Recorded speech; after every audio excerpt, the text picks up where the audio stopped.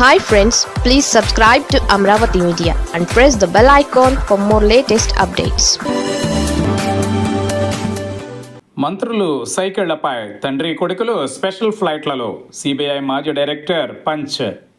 America Iran యుద్ధాన్ని సాకుగా చూపుతూ దేశవ్యాప్తంగా పొదుపు పాటించాలని ప్రధాని మోడీ తాజాగా ప్రజలకు పిలుపునిచ్చారు. దీనికి కొనసాగింపుగా ఇప్పటికే పలువురు ముఖ్యమంత్రులు మంత్రులు తమ కాన్వాయ్లను కుదించుకున్నారు.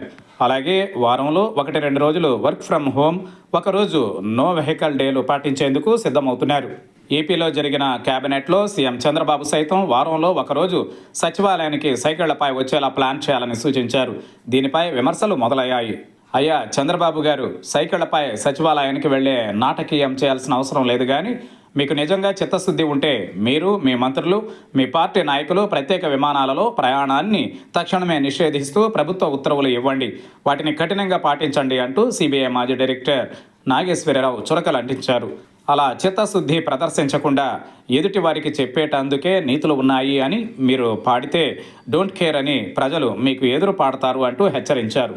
రాష్ట్రంలో ఓవైపు సీఎం చంద్రబాబు కాన్వాయ్ కుదించుకుని మంత్రులకు సైతం ఇదే హితబోధ చేస్తున్నారు. అలాగే నో వెహికల్ డేల ద్వారా ఇంధన వాడకం తగ్గించేందుకు ప్రయత్నిస్తున్నారు.